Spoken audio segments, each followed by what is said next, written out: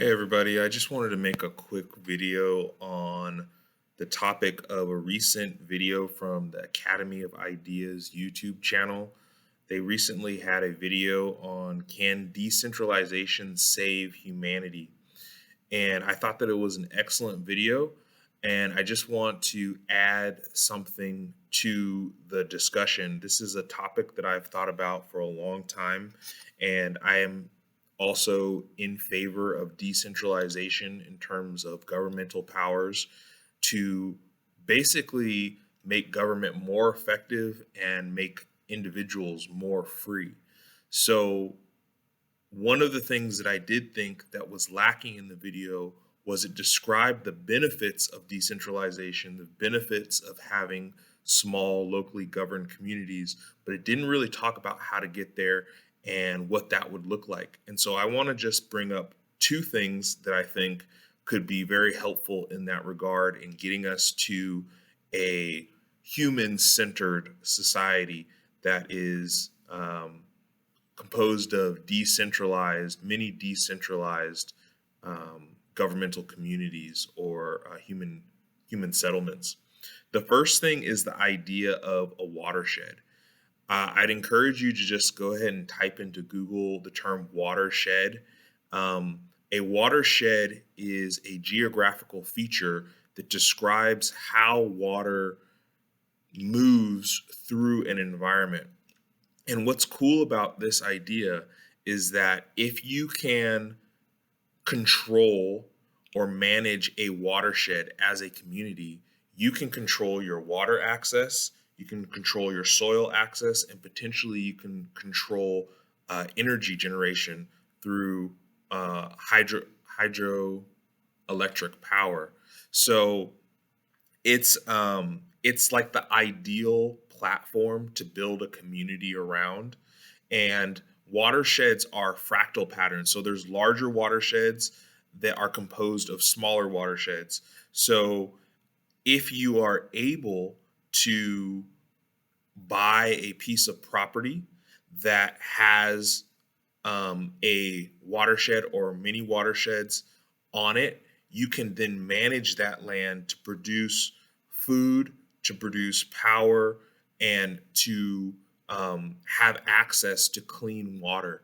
And so those are all the things that you really need for the basis of a community. And while this may have been more difficult some years ago, it's a lot more accessible because of the technology that we have. Um, so we could do things like do earthworks to make sure that most of the water that's flowing through the watershed is absorbed into the soil. We could do earthworks to build soil so that we have fertility in our land and it's not just getting washed off into the ocean.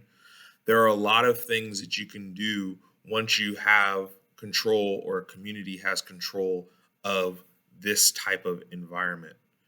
So I think that these decentralized communities that are talked about in this Academy of Ideas video should be built around a watershed. And you can learn more about this topic if you dive into things like permaculture or sustainable agriculture. We want to make communities that are somewhat autonomous. And if you don't have control over your water, your food, your soil, and your generation of power, electricity, then you're not going to be as independent as you could be, and the communities won't be as decentralized as they could be. If there is some larger governmental body that controls those resources, then you're always going to be beholden to another entity, right? And so we want to keep the power in the community. The last thing that I want to say is that we have the opportunity to do this now in the country that we're in. We don't need to wait for some outside political force to make this a possibility. What we can do is buy land based off of how much that land can support in terms of human life. So let's say that you're able to find a piece of land, maybe it's 10 or 20 acres, and you know that it can support 10 families, 5 to 10 families, something along those lines. And you build it up around that watershed to produce food, to produce power, fuel, to produce food, and to manage your water. That's the ideal setup, right? And you can team together with other local watershed communities to support the fertility, the water management of the larger watershed. So I would encourage people, this is something that I am trying to move my life towards, is buying a piece of land that is somewhat autonomous, is decentralized in terms of resource production. And if you can't do that individually, maybe we need to come up with ways to organize people so that they can buy land in uh, with a group of other people.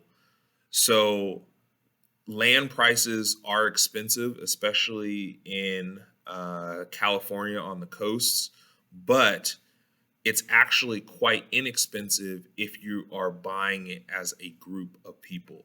So, just some thoughts and ideas. I hope that, humbly, I hope that this sparks some interest or sparks some ideas or debate or discussion on the topic.